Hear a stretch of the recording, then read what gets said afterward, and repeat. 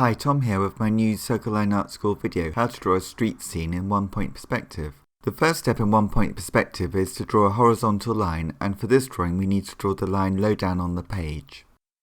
Next, draw a cross anywhere near the middle on this horizontal line, and this cross will be the vanishing point, the point where parallel lines will converge or seem to meet in this picture. Now draw a long vertical line that we will make into the corner of our first building. From this vertical line, draw a diagonal line to the vanishing point. We will use this line as the side of the building.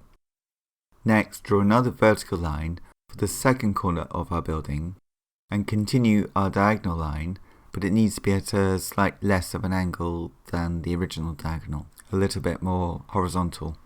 Now we can draw another vertical line for the front right-hand side of our building.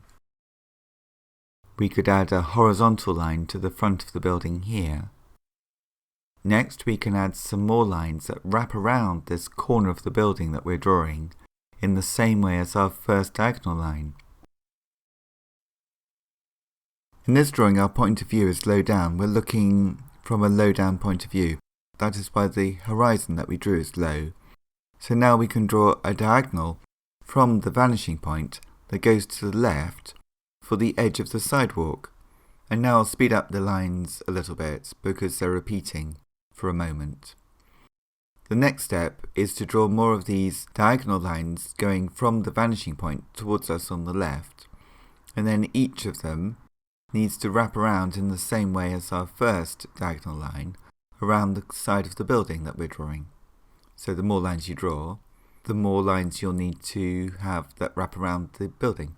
We can add a bit of another building here on the far left, and then we just need to erase these lines that we no longer need. Now we can draw a new vertical line on the right-hand side of the page, and then add some diagonal lines to the vanishing point to create some sides of the buildings that go along the street. So we have the side of a street, and on the right, the front of a building. To draw straight lines, you could use a ruler. I tend to draw freehand. I tend to draw twice, as it were, once without making a mark, so I know how to move my hand in a straight line, and then I draw again with the same hand movement to draw the straight line, and I tend to always look at where the line's going and really concentrate on that. As this drawing develops, we can add more buildings along the street on either side of the road in the same way as we've started to with these bits of buildings that we've drawn already. In one-point perspective, the sides of all of the buildings on the right and the left will go towards the single vanishing point on the horizon line. But for the front of each of these buildings, the lines will be at right angles to each other because we're looking straight on at them and they don't really have any visible perspective. So it's only the sides of the buildings, the sides that are going towards the vanishing point, where we need to do the diagonal lines that need to end up at the vanishing point. Any fronts of buildings, they can just be rectangles and squares and circles without any distortion from perspective. I could add some details here. Again, these lines of details are following our earlier lines, so we can create rectangles for windows or patterns within the stonework or oval tops of windows. But for each detail that is on the diagonal side of the street, the lines still need to go towards the vanishing point.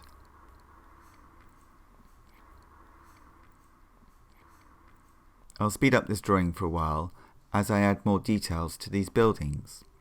Over time, these details will give some scale to the drawing, so these architectural details are important to create scale, a sense of how large a person would be who would be within the street and how that person, as they moved around the street, would change in size. As they go towards the vanishing point, they would get smaller, and as they come towards us, they'll get larger.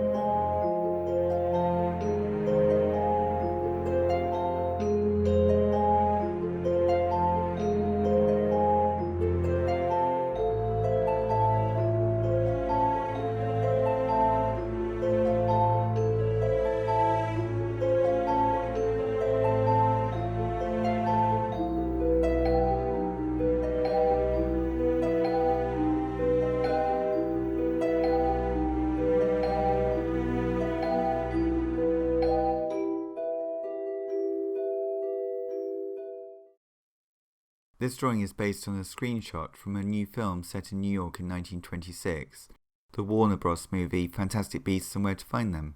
In the street scene in the film, there are many people and cars, so I'll draw a car now. First, I need to draw a box in perspective, in 1 point perspective, so the front of the box is a square, or a rectangle, and then the side of the box, the diagonal lines go to the vanishing point. I'm doing this because it's easier to draw a car in perspective if you first of all put the car in a box. So if you draw the box in perspective first, and then you can draw the sides of the car in that box, it just helps with the perspective a lot. So in this way I can work out the front and the side of the car, and I can see how to draw the ellipses of the wheels. The circular aspect of the wheels seen at an angle is called an ellipse, and they'd be going away on the side of the car, and they just need to fit the side of the car in perspective. So if they look right, they sort of will be right, and I can work out where the tops and the bottoms of each wheel go. The top and the bottom of each wheel, I can draw a line to the vanishing point, and that will show me where the back wheel will go and how high it will be. So once I've drawn the car inside this box, I can erase some of the marks that I don't need. I draw the basic shape of the car first, and then I add some more details later on.